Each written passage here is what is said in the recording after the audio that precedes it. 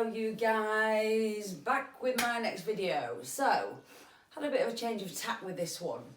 The reason being is that obviously with the current situation, everything's changed. The way we do everything has changed. So obviously at the moment, I'm training at home every day, but instead of training in the gym with my clients, friends, colleagues, I'm now training at home with my partner. So that changes things a bit because you're doing slightly different stuff. I'm learning stuff from him, he's learning stuff from me.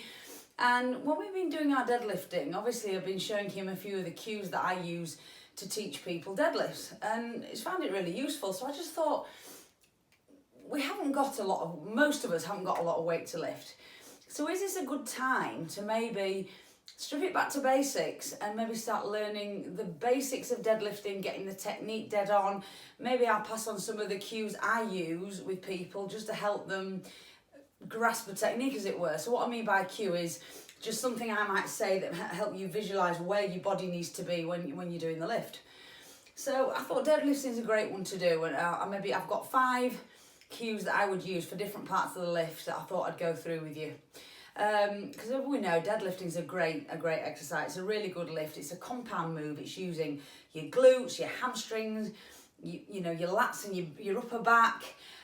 Using your core and your traps, everything. So it's a real compound move, multi-joint exercise, and it's really one that most of us should be including in some way in our workout plans, and there's loads of different variations you can choose from.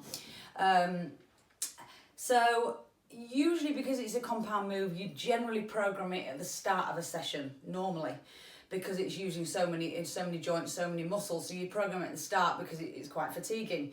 Yes, okay, there's an exception to that. I know with powerlifting, it's generally programmed later on because you've got your squat and your bench first. So that's the exception to the rule. But for most of us using it for aesthetic purposes, we program it at the start.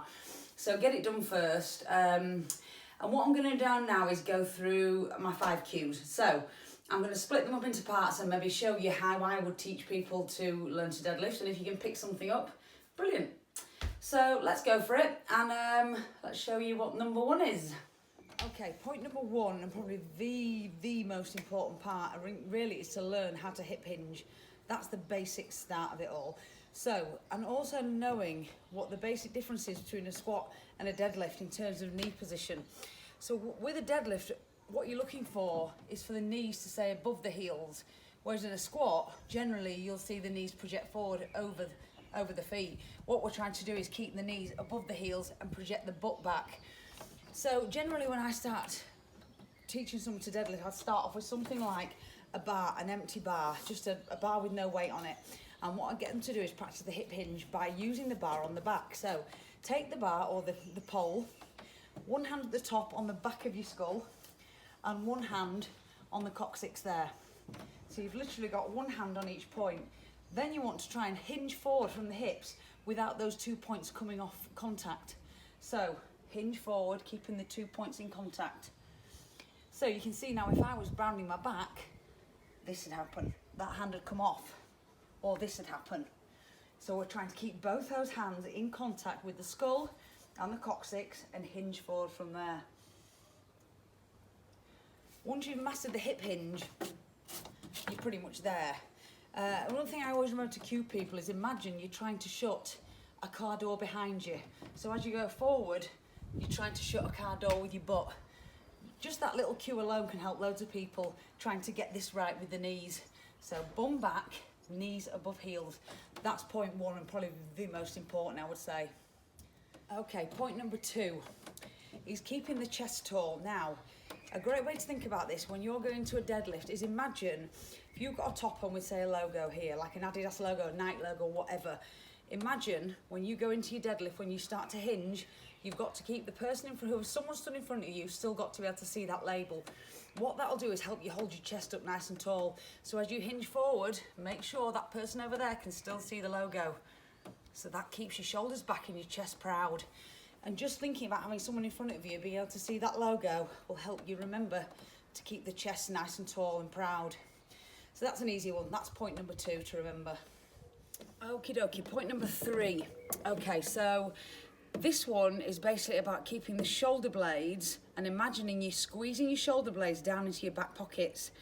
So that's all about just trying to keep your lats tight, really, to hold your shoulders back, lats tight. For some people, it's difficult for them to try and engage the lats, and when you say squeeze your lats or draw your lats down, they don't really know what that feels like. So this is a great little drill to teach people what that feels like. So what I've got here is a broom, or the same broom handle I had before, attached to a resistance band attached to an anchor point. So you take the bar, keep it on the legs, and then as you hinge forward, what the band's doing is pulling the bar off the legs. So in order to keep the bar close to the legs, you have to engage your lats.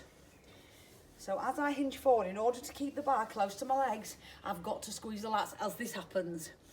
Okay, so it gives the lifter a great way of feeling what that feels like to tighten the lats. So this is a great little drill to teach someone to tighten up the lats and to tuck the shoulder blades into the back pockets. So just to know what that feels like. So there you go, that's number 3. Okay, point number 4 is overextending the neck. Now, a lot of people when they're taught to deadlift are told to keep the head up looking forward, and some people take that way too far to the extreme. So what you'll see is this. People drop into a deadlift and you see the neck like that, trying desperately to look forward. So from the side, like this. Now, you want to keep your head in line with your neck, just a natural line. So don't overextend it, just let it follow the natural line of the neck. So as you hinge forward, you might be just looking a few feet on the floor in front of you, or a few meters in front of you, and back up. So from the side, just keep the neck in a natural position. You don't need to keep it like this all the time, looking desperately up. Just keep it in a natural line with your neck, and that'll be perfect. You can see in front of you, you can see you're not slouching, you're not bringing the neck forward, you're keeping it in a line, so you're looking forward, but you're not overextending it, and that's what you want. The 5th and final point is the lockout. So again, this can go either way. You've either got people who don't lock out fully, or you've got people who take it to the nth extreme. So you want somewhere in the middle. So obviously when you come to the top of your deadlift, you want to lock out. But lockout does not want to look like this. Ultra squeeze, thrusting the hips forward and overextending the back, because you're going to hurt yourself. So when you get to lockout, imagine you're going to hump the bar. So get to the top, squeeze on the glutes, and just as you squeeze the glutes, naturally, your legs will come forward and touch the bar, but it's not here. It's not overextending the spine. So as you get to the top, squeeze the glutes, and imagine you're humping the bar. That's the only way I can describe it, and for a lot of people that works. It stops this overextension. Or you get the other extreme where people literally come to here and don't finalise it. So don't be either of those extremes, try and find the middle. Get to the top of your lift, squeeze the glutes, and then that's you done. So 5 points covered. Okay, I'm back in from the garden. So there's your 5 points. And next time you go out to deadlift, whether it be just to practice with a broom handle, it's a great thing to do sometimes, just to check your technique. Just get a broom handle or something similar and have a go. So 5 things I want you to think every time you go out and deadlift, and it'll help you. So number 1, I want you to imagine you shutting the car door with your bum. That keeps knees above heels. So shut car door with your bum. Number 2, show everyone the logo on your chest. Logo on your t-shirt. Number 3, I want you to put your shoulder blades in your back pocket. Okay? Number 4, I want you to make sure your head follows the natural line of your neck. And number 5, I want you to remember the lockout. So just hump the bar and don't overextend. So hump the bar, squeeze the glutes at the end. Remember those 5 things and you won't go far wrong. In terms of assistance lifts that you can do that'll help you out with your deadlift, things like if you have access to one, a glute ham raise, a hip thrust. Hip thrusts are great in order to getting those glutes working. Any sort of hip extension weighted thing, kettlebell swings would be perfect. Leg curls, any variation on leg curls. Even things like you could practice helping with the lat engagement, pull-ups. Helping with your core engagement, maybe ab rollouts, something like that. And even to be fair, loads of squat variations where you're focusing on hip extension will be good to help you with your deadlifts.